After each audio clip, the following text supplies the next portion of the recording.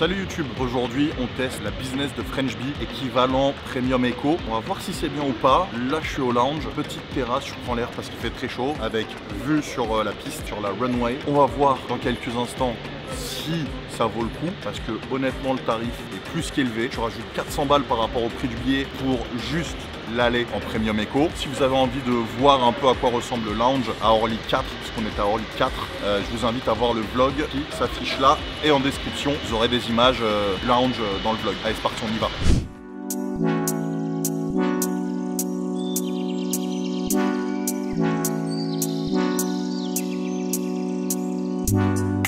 Can't see the issue. Yeah, believe me, I need to keep myself in line, but I don't need to kiss you. Hey, we can make it tonight. On a vu depuis depuis 10 minutes, on vient seulement de finir l'embarquement. On va facile avoir 40-45 minutes de retard. L'embarquement était catastrophique. Jusqu'à présent, c'est la pire expérience que j'ai eue. Vraiment. Après, on verra, ils vont peut-être se rattraper. Mais pour l'instant, c'est chaud. Pas de fil prioritaire pour les bagages. Enfin, un semblant de fil prioritaire. À la douane, bon bah je passe en paragraphe. Et l'embarquement, je crois que même dans les pays européens, ils sont plus organisés.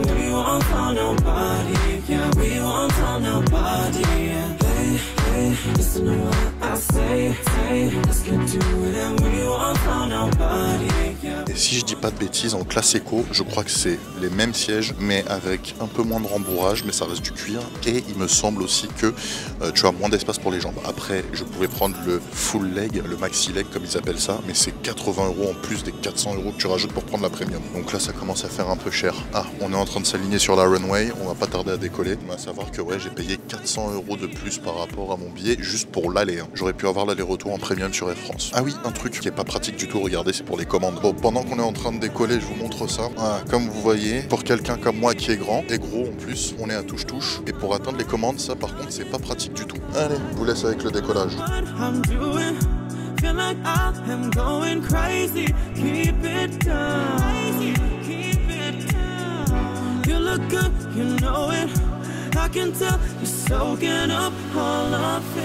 Bon, il n'y a pas énormément de choix en termes de divertissement. Il y a un peu moins d'une trentaine de films et une trentaine de séries, je crois. C'est pas énorme, mais ça fait le taf. C'est déjà sympa, c'est déjà bien, ça a le mérite d'exister. Donc voilà. Après, je pense que tu l'as en éco normal aussi, ce système de divertissement on-board. En soi, en fait, les seuls plus que tu as, c'est un peu plus d'espace pour les jambes, l'embarquement prioritaire que je n'ai pas eu du coup, l'accès lounge, les contrôles prioritaires qui du coup n'ont pas été existants, et voilà. Donc, et le repas on-board, et le petit jus d'orange. Après, j'essaie de voir le côté positif des choses. Le personnel est sympa. Je me raccroche à ça parce que c'est vrai, en plus ils sont adorables. C'est le seul truc qui vient sauver le tout quoi.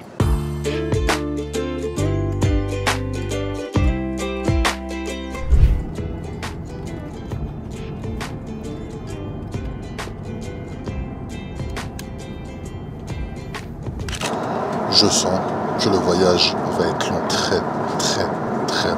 Et encore, là j'ai demandé à ce qu'elle se redresse un peu, parce qu'honnêtement, elle l'avait baissé à fond, et du coup, j'avais plus de place. J'étais totalement serré, ça va être long. Concernant la tablette, faut pas être trop grand, parce que là, si je mets... En fait là, j'ai le pied qui est tordu, et si je mets mon pied à plat, voilà ce que ça donne. La tablette n'est plus droite. Donc en gros, je suis obligé de croiser mes jambes pour que la tablette soit droite. Donc en gros, là, j'ai le pied bien. Là, j'ai le pied pas bien. Donc tu vois, je suis obligé de... Hop. Et même là, c'est pas totalement droit. Là, j'ai les deux pieds droits là. Donc on voit bien que c'est ultra violent.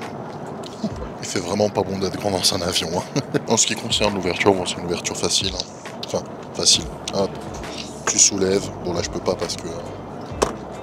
Comme l'autre, elle s'est étalée, je peux pas remonter la tablette, mais faut pas être claustro, hein, ça c'est sûr. Hein. Merci.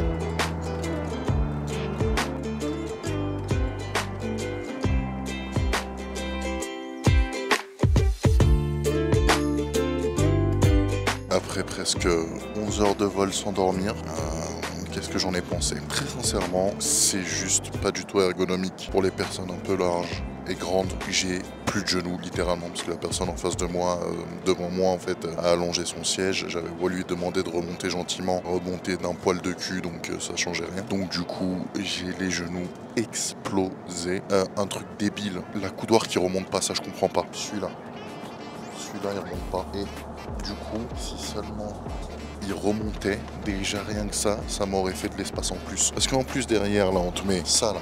Ça c'est bien beau, sauf que quand les deux personnes devant moi, durant quasiment tout le voyage, ont reculé leur siège, je n'avais plus de place pour passer. C'est-à-dire que là, vous voyez, j'ai ça. Donc du coup, j'ai tapé 11 heures de vol sans pouvoir aller aux toilettes, sans pouvoir aller faire pipi. J'ai dû attendre que tout le monde rallume les lumières, que tout le monde ouvre les fenêtres pour pouvoir enfin passer. Parce que du coup, comme ils étaient en train de dormir, je pouvais pas passer. Donc j'étais prisonnier de mon siège pendant 11 heures. J'étais ravi. Sinon, j'ai fait une autre découverte. C'est une télécommande. Je vous disais tout à l'heure qu'en gros, c'était compliqué d'accès, mais en fait, c'est une télécommande. Bon, pas facile d'accès, hein, je vous l'accorde. Et voilà. Petite télécommande permet de contrôler quoi, le système de divertissement. Voilà quoi.